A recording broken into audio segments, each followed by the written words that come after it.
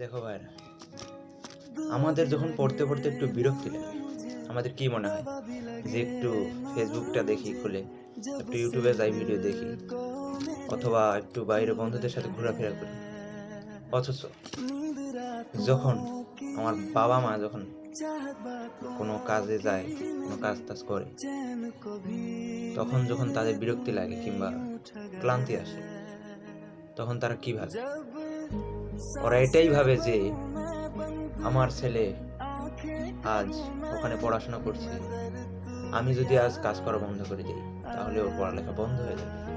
অথচ আমার জীবনে যাই হোক না কেন, আমার ছেলেটা যেন পড়ালেখা করে ভালো একটা লক্ষ্যে পৌঁছাতে পারে। সুতরাং বাবা মা যখন আমাদের জন্য পরিশ্রম করছে, তখন আমাদের উচিত হাজার বিরক্তি লাগা সত্ত্বেও আমাদের পরিশ্রমটা, পড়াশোনাটা আপাতত চালিয়ে দেওয়া।